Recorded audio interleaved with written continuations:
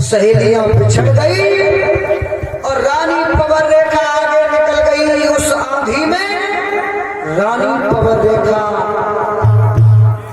चिल्लाने लगी, रोने लगी।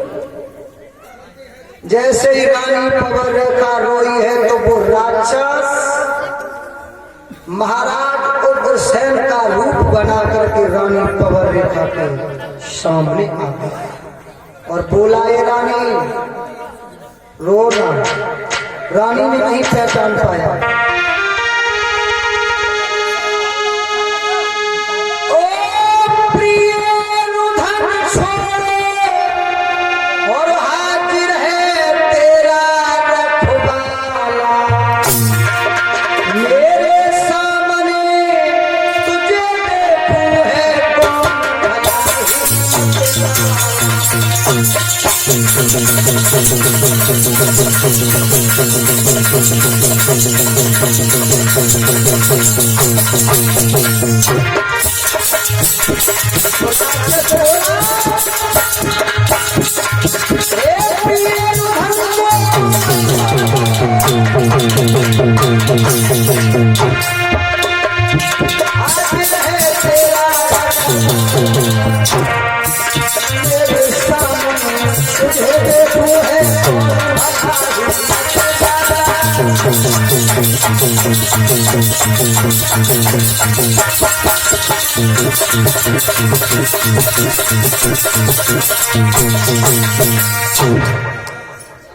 राक्षस ने रानी पवन रेखा के साथ में कपट कर दिया।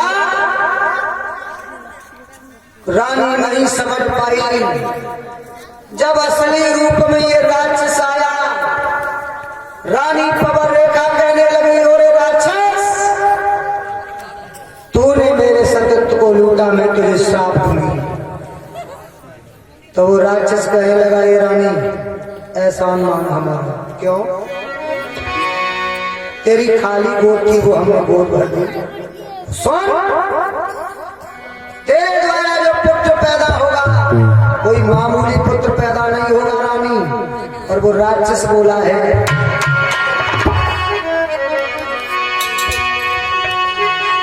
मेरे समान योद्धा होगा, उसे कोई जीत न पाएगा। राजा नर की औकात कहाँ बस इंद्रहार के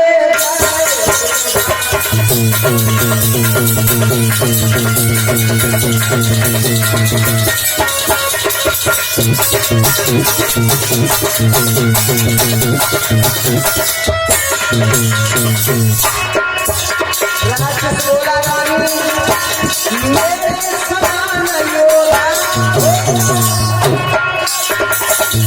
उसे कोई जीत न पाएगा। राजा नर की योद्धा बस इंद्रहार के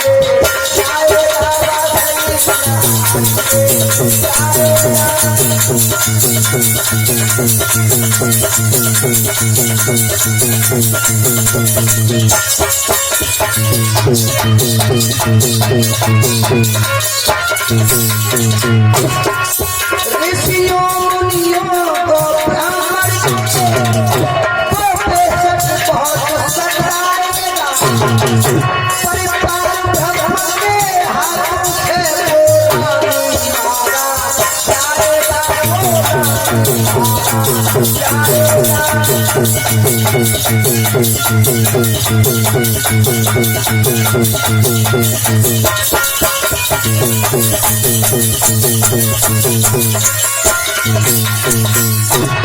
राक्षस बोला, रानी जो तेरे द्वारा बेटा होगा उसमें एक राशि होगी क्या?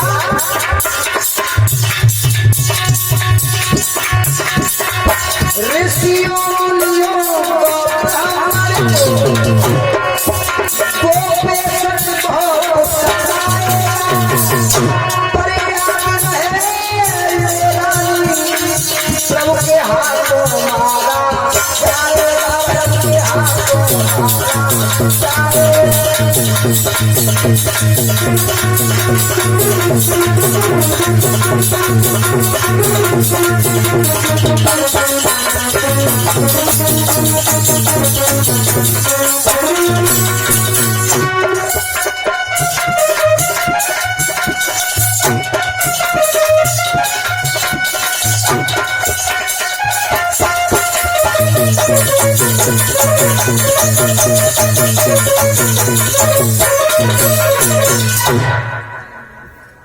राक्षस इतना कह करके अपनी लीला को समेट दे गया और वो राक्षस वहां से अंतर ध्यान हो गया। रानी पवर रेखा ने देखा तो वो राक्षस नहीं है। रानी पवर रेखा वहां से चली, आगे बढ़ करके देखा तो सहेलियां मिल गई। सहेली कहने लगी, बहन इस आंधी में हम तो ये भी पता नहीं लगा सकी कि तुम किधर को निकल गई। सहेली कहने लगी, बहन ये तुम्हारा संग निकल गई और बंदर ने मुझे पछाड़ दिया।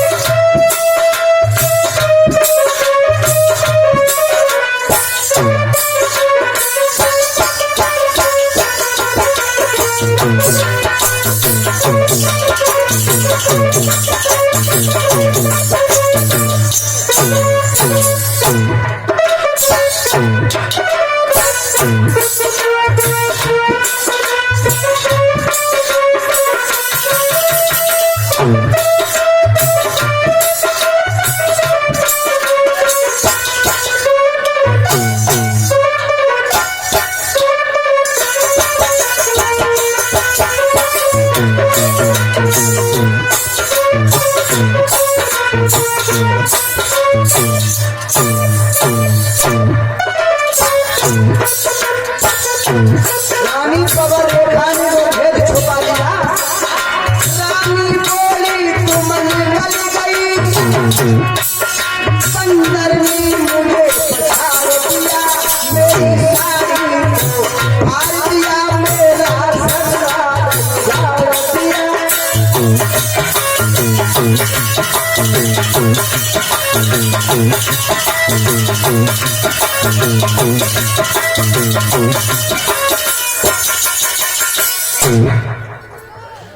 रानी पवर रेखा ने वो भेद छुपा लिया और लौट करके मथुरा में आई। श्री सुखदेव जी कहते हैं, कहे राजन परीक्षक समय व्यतीत हुआ है उस मथुरा में सने 9 मास के बाद रानी पवर रेखा के द्वारा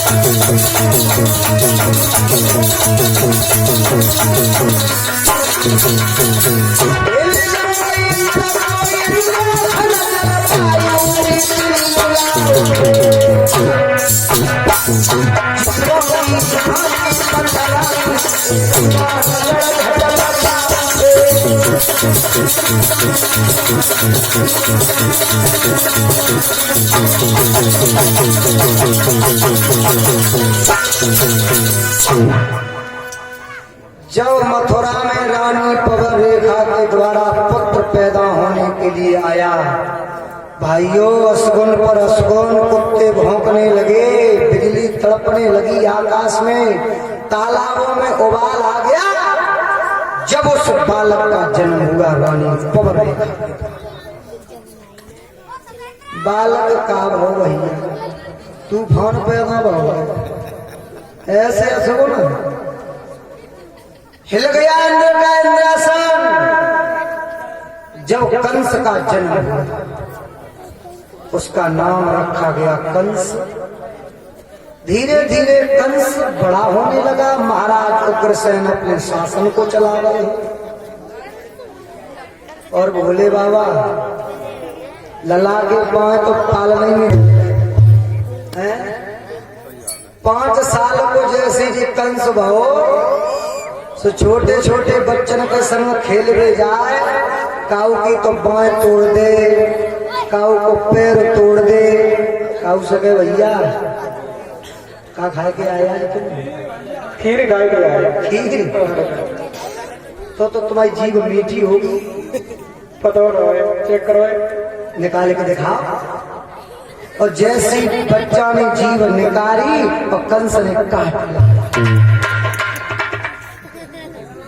कुआं के पास में ले जाके खड़ा कर ले तो भैया जाम देखो हमें 4 मुड़वा दिखाई दे, देखो। और जैसे बच्चा देखे पीछे धक्का दे के कुआं में डाल दे। कोई अंधे बाबा मिल जाए जगह लला सिरतोला में भागवत रही है, सुनवे जान तो कंस कहे आ जाओ बाबा, कुआं के सामने खड़ो कर ले तो है और फिर कहते हो कि तुम बिल्कुल सीधे चले जाओ, सिरतोला पहुंच जाओ।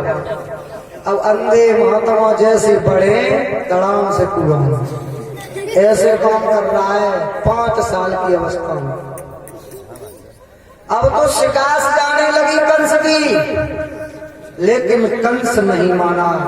जब ये कंस 7 वर्ष का हुआ तो कंस को एक शौक लगो काय को पहलवानी करेंगे। कंस ने कही कि हम तो पहलवानी करेंगे। तो ये कंस चला अपनी मथुरा नगरिया से यमुना तट पर पहुंचा, जहां पर सल कौशल मुष्टिक चारूण कूट ये 5 पहलवान मल्ल युद्ध कर रहे थे। 5 पहलवानों से जाकर के बोला सुनो हम तुमसे मल्ल युद्ध करने आए।